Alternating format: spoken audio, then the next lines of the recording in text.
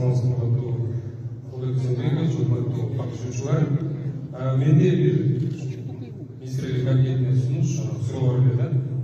Ұсыныстың өзі жөнекей, бұл деген біз ушул акыркы учурларда биздин өкмөттүн, биздин бийлик өкүлдөрүнүн өтө бир мындай абстрактуу пландарына душар болуп калууда ошону талдоо болчу. Өтө көп цифралар, аткаруу механизми, каржылык долбоорлор, анан 1 миллиард миллиондор да.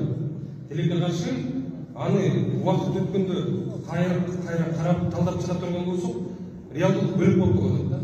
Мисалы, сөзүн кургон үчүн айтып берейин, антикризистик планды көрсөтүп атасыздар. Айыл чарба багытына 26 миллиард сом кредитке бөлүндү. Бүгүн айыл чарба министри маалымат берип атат, 3,9 миллиард сом гана бөлүндү. Кредит таратып кетти. 26 миллиард тиякка жазып не кыласыздар? Эгер акча жок болсо. Мисалы, экинчиден ошол эле баягы Бишкек шаарынын мектеби боюнча 2,5 миллиардты биз котордук деп атасыздар. Акыркы сессияда мэр отурат, айтып атат, 200 миллионду биз табышыбыз керек, баарын которбойт экен. Анан башкалары жерде окшойт, ой биз 2020-жылды смета менен эсептеп алып турбуз, баары жокпу деп кайра опровержение берет. Бирок биз түпкү ичинде кандай маселе болуп атканын түшүнүп атабыз. Бүгүн салык кызматы берди маалыматты. 77 миллиард сом чогултук дейт 6 айда.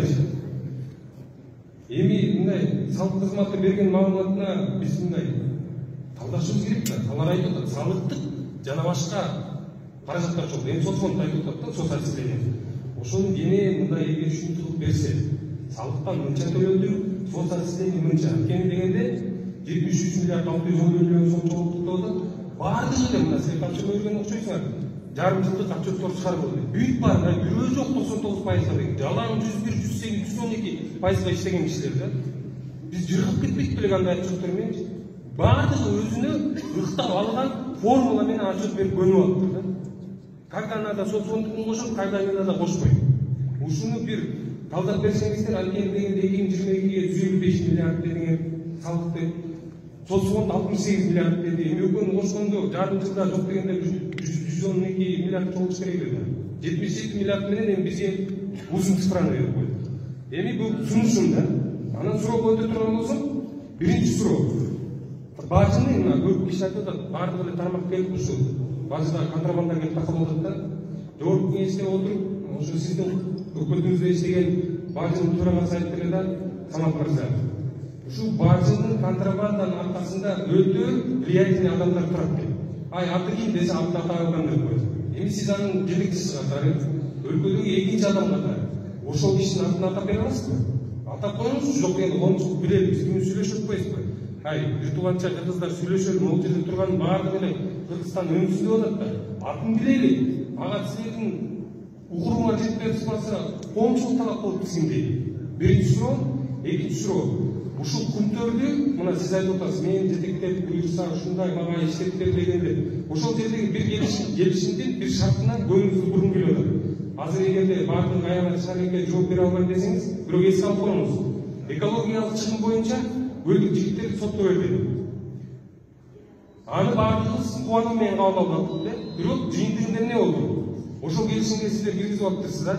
45 күн аралыгында Кыргызстанда болгон баардык соттук териштирүүлөр центрнын пайдасына чечилет.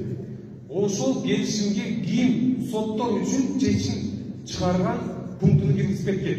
Бизде сот бийлиги өзүнчө, биз адилеттүү бийликти курабыз деген сөздөрүбүз курбу, же бул кандай? Силер соттордун дагы тагдырын чечип алары беле деген суроо бар. Буга азыр жооп берем десеңиз азыр жооп бере албайм десеңиз бир тарых алдында суроо жаралат. Анткени ал балдар кызы да түшөт. Ал балдардын ордуна 4 киши Женевага барып маселени чечип коюп турсаңар. Рахмат. Атай, билимиңизде? Жөнөкөй эле. Жок, билимиңизди айтып койбойсуз. Мындай эле мындай. Налогду талдап атасыз. Айлан жок, талдаганга туура келет кой. Мындай да бизде Кыргызда топосчу багат да. Бөлөгөндө пастух эле деп коет. А бизде топосчу багат, уйду уйчу багат, жылкыны жылкычы багат, койду койчу багат, тоокту баккан киши багат. Анан кийин тоокту баккан киши топосту багыш керек болуп типти үйрөтөт. Мен сизге анализ керек болсо, анализдин баарын берейин. Менин лекцияларым бар. Болбосо атайын экономика менен сиз мындай көз карашыңыз менен аналитик болом десеңиз, анда заочный бир өтүп алып, атайын китептердин баарын окуп чыксаңыз, анан сиз экөөбүз мындай баарлашсак жакшы болот деп элем. Салык инспекциясы казынага түшкөн акчанын гана отчетун берет. Салык инспекциясы. Бажы инспекциясы дагы казынага кайсы акча түштү, ошо боюнча берет. Контрабанда боюнча мурун аты белгилүү болчу. Азыр аты жок. Самат ошентип айта турган болсо, анда Самат отец контрабанда. 98 миллиардты планын аткарса, контрабандисттердин ошолордун крышаларындагы крышасы тайын. Биз ошон үчүн 98 миллиард сомду план кылып койдук.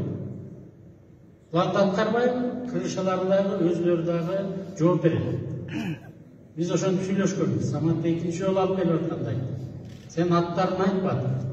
Аттарын айтпайсың, план деген заңы бар анда. Дагы Мукашев Кыял дегенде Минфиндеги мурунку министр болуп жүргөн баланы алып барды. Аттарын айтпасаңар, эмелерди силерсиңер. Планды аткарбайсыңар, камаласыңар. Мүлктөрүңөрдүн баарын элге коебуз.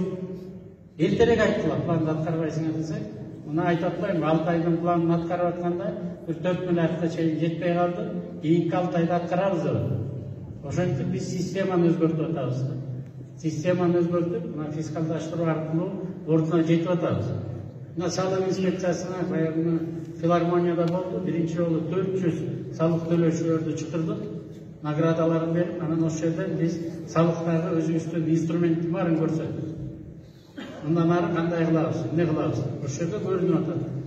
Бирөө айтып атат, мен саттым 200 тонна бензинди саттым. Бирөө айтат, мен алган жокмун. Бирок биз счет фактуралардан көрүп коюп атабыз. Биз жалпы системаны өзгөрткөн үчүн жанагындай акчаларды алып атабыз. 150, по-моему, 2 миллиард сомду салык инспекциясы өзү чогултат. Анан ага жанагы социалдык фондтуку кошулат. Социалдык фондтуку дагы 112% менен биз көбүрөөк аткарып баратабыз.